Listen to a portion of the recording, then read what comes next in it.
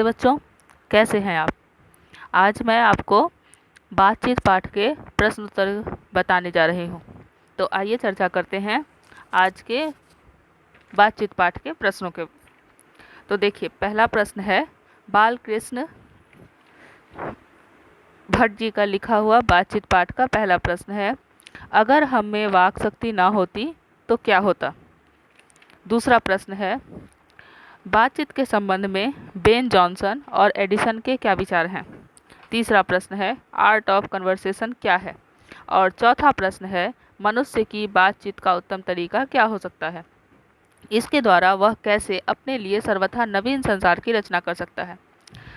तो ये 4 प्रश्न आपको इस पाठ से करने हैं, जिसमें पहला 3 प्रश्न जो है वो छोटे क्वेश्चंस के रूप में पूछे जाते हैं, 2 नंबर के पूछे जाते हैं, 2 या 3 नंबर, और चौथा प्रश्न 5 नंबर के लिए पूछा जाता है। तो आइए अब मैं इसके उत्तर के बारे में आपको कुछ बता देती हूँ। देखिए, पहला प्रश्न, अगर हम में वाक शक्ति ना होती तो क्या होता। तो देखिए बच्चों, मैंने सारांश में ही आपको बताया था कि वाक शक्ति मनुष्य के लिए ईश्वर का दिया हुआ एक वरदान है। अगर वाक शक्ति ना होती तो ये संसार गूंगा होता और इस गूंगे संसार में किसी तरह की कोई सुंदरता नहीं होती। हम एक दूसरे से अपने सुख दुख नहीं बांट सकते। इतना ही नहीं, हम अपने भीतर की भावनाओं को दूसरों के सामने प्रकट भी नहीं कर पाते और इससे हमारे अंदर घुटन व्याप्त रहती। जैसे जब घाव हो जाता है और मवाद नहीं निकलता तो हमारे अंदर घुटन बनी रहती है, लेकिन जैसे ही उस घाव से मवाद बाहर निकल जाता है हमें पीड़ा से मुक्ति मिल जाती है। ठीक वैसे ही जब हम अपने अनुभवों को बाहर निकाल देते हैं तो हमारे अंदर की घुटन समाप्त हो जाती है। जी हाँ बच्चों, ये सही है। हम अपनी भावनाएं जब दूसरों के सामने प्रकट कर देते हैं तो हमारे अंदर की घुटन खत्म हो जाती है।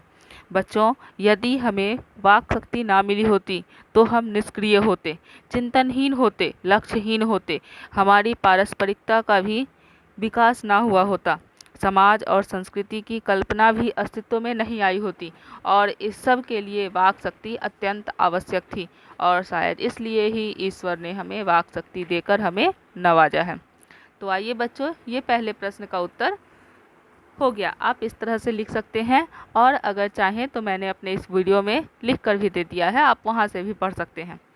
आइए दूसरे प्रश्न के उत्तर के बारे में मैं आपको बताती हूँ। दूसरा प्रश्न है, बातचीत के संबंध में बेन जॉनसन और एडिसन के क्या विचार हैं। तो आइए बच्चों, मैं सबसे पहले आपको बताऊं कि बेन जॉनसन के बातचीत के संबंध में क्या विचार है। बेन जॉनसन के अनुसार बातचीत से मनुष्य के असल रूप का साक्षात्कार होता है। जी हाँ बच्चों, ये तो आप भी समझ सकते हैं कि किसी भी मनुष्य की आंतरिक प्रवृत्ति के बारे में जानने के लिए हमें उससे बातचीत करना पड़ता है और बिना बातचीत के हम उसकी आंतरिक प्रवृत्ति के बारे में नहीं जान सकते। आगे है एडिसन का विचार। एडिसन के अनुसार बातचीत केवल 2 व्यक्तियों के बीच हो सकती है। उन्होंने स्पष्ट रूप से बताया है कि जब तक 2 व्यक्ति आपस में बातचीत करते हैं तभी उनके बीच बातचीत होती है, क्योंकि वो दोनों ही अपने मन को एक दूसरे के सामने खोलकर रख देते हैं। लेकिन जैसे ही वहाँ तीसरा कोई आदमी आ जाता है उनके बीच बेतकल्लुफ़ी खत्म हो जाती है और वहाँ बातचीत खत्म हो जाता है। अतः एडिसन के अनुसार बातचीत केवल 2 ही व्यक्तियों के बीच संभव हो सकती है। तो उम्मीद है दूसरा प्रश्न भी आपको समझ में आ गया होगा। आइए अब हम चलते हैं तीसरे प्रश्न की ओर। आर्ट ऑफ कन्वर्सेशन क्या है, ये है हमारा तीसरा प्रश्न। आर्ट ऑफ कन्वर्सेशन अर्थात संवाद कला, ये तो आप समझते ही होंगे। संवाद कला, बातचीत की कला, इसका विकास यूरोप में हुआ था और यूरोप के लोगों की बातचीत करने के तरीके को ही आर्ट ऑफ कन्वर्सेशन कहा जाता है। वहाँ की विद्वान मंडली जो आपस में बातचीत करते हैं उस कला को आर्ट ऑफ कन्वर्सेशन कहा जाता है। जी हाँ बच्चों, यूरोप में जो विद्वान मंडली आपस में बैठकर बातचीत करती है वो बड़ी ही मनोरम होती है, जिसे सुनकर कानों में रस घुल जाते हैं और इसी कला को आर्ट ऑफ कन्वर्सेशन कहा जाता है। तो बच्चों, समझ गए आप कि आर्ट ऑफ कन्वर्सेशन क्या है। तो आइए चलते हैं चौथे प्रश्न की ओर। मनुष्य की बातचीत का उत्तम तरीका क्या हो सकता है, इसके द्वारा वह कैसे अपने लिए सर्वथा नवीन संसार की रचना कर सकता है। तो बच्चों ये प्रश्न जो है ये आपको 5 नंबर के लिए पूछा जाएगा, इसलिए इसको आपको थोड़ा विस्तृत करके अच्छे से लिखना पड़ेगा। तो आइए मैं आपको बताती हूँ कि इस प्रश्न के उत्तर में आप कैसे और क्या लिख सकते हैं। बातचीत निबंध में आपने देखा होगा, जब आपने पाठ पढ़ा होगा तो देखा होगा कि बालकृष्ण भट्ट जी ने बातचीत के अनेक भेदों की चर्चा की है, जिसमें सर्वोत्तम तरीका उन्होंने बताया है अपने आप से बात करना। बाहरी बातचीत करने में कम से कम 2 व्यक्तियों की आवश्यकता होती है और उसके लिए हमें कुछ नियमों को देखना पड़ता है। जैसे या तो कोई हमारे यहाँ आ जाए और हमें हमारे साथ बात करके वो हमें कृतार्थ करे, या फिर हम किसी और के यहाँ चले जाएं और उससे बात करके हम अपने बातचीत के इस आदत को पूरा कर सकें। लेकिन इसमें बड़ी समस्याएं होती है।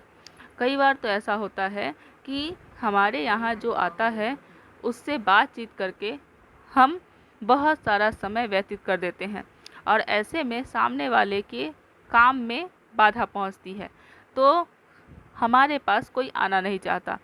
और कभी ऐसा होता है कि हम किसी के यहाँ चले गए और वहाँ अगर हम जाते हैं तो अगर हमारे साथ कोई उचित व्यवहार नहीं करता तो हमारे हृदय को चोट पहुँचती है और ऐसे में वहाँ बातचीत नहीं होता, बल्कि वहाँ केवल व्यावहारिकता हो जाती है। इसलिए बातचीत का सबसे अच्छा तरीका लेखक ने बताया है स्वयं से बात करना। लेकिन अपने आप से बात करने के लिए कुछ कठिनाइयों का सामना करना होता है। इसके लिए अपने आप से बातचीत करने के लिए कुछ कठिनाइयों का सामना करना पड़ता है और उसके लिए हमें चिढ़ अभ्यास की आवश्यकता होती है। मानव में मनोवृत्तियाँ जो है वो प्रतिक्षण परिवर्तित होती रहती है और नए नए रंग दिखाती है, जिसमें दर्पण की तरह मायापूर्ण प्रपंचात्मक संसार को हम अच्छी तरह देख सकते हैं। जी हाँ बच्चों, जिस तरह इस संसार में हम क्षण क्षण नए नए चीज़ों को देखा करते हैं, ठीक उसी तरह हमारे मन में भी तरह तरह के भाव उत्पन्न होते रहते हैं और उससे हम इस मायापूर्ण प्रपंचात्मक संसार के दृश्यों को अच्छी तरह देख सकते हैं। हमारा मन उस चमनिस्तान की तरह होता है जिसमें रंग बिरंगे फूल खिले होते हैं और उस चमनिस्तान में सैर करना हमारे लिए बड़ा ही आनंददायक होता है। ठीक उसी तरह योग चर्चा, मनोयोग, ध्यान योग आदि के द्वारा हम अपने अंतस्रूपी चमनिस्तान का सैर कर सकते हैं और इससे भी हमें अनेक लाभ प्राप्त होता है। हम इस प्रपंचात्मक संसार के बारे में जान सकते हैं। जी हाँ बच्चों, हमारा जो मन है वह इस प्रपंचात्मक संसार का एक आईना है, जिसमें हम इस संसार को अच्छी तरह देख सकते हैं। परंतु ये बड़ा कठिन होता है।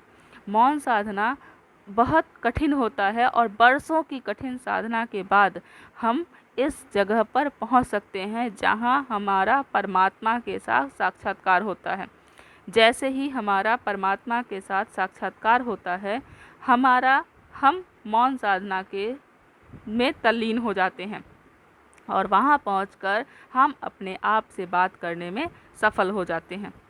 मनुष्य के अंतर से बातचीत कर अपने को एक नए लोक में जोड़ लेता है और इस तरह उस मायापूर्ण संसार के प्रपंचों का पूर्णतः अभाव हो जाता है। यह अलौकिक संसार मनुष्य का परमार्थ से परिचय कराता है। चित्त से बातचीत कर मनुष्य प्रपंचों से मुक्त हो जाता है। अपने आप से बातचीत करने वाला मनुष्य सत्य, न्याय, आदर्श एवं नीति से पूर्ण संसार की रचना करता है। अतः अपने आप से बातचीत करने पर हम ऐसे संसार की रचना कर सकते हैं जिसमें सत्य और आदर्श का सम्मान होता है। तो देखा बच्चों, आपने शायद चौथा प्रश्न भी आपको अच्छे से समझ में आ गया होगा। तो आज के इस वीडियो में बस इतना ही। मैं अपने अगले वीडियो में आपको व्याख्या समझाऊंगी। धन्यवाद।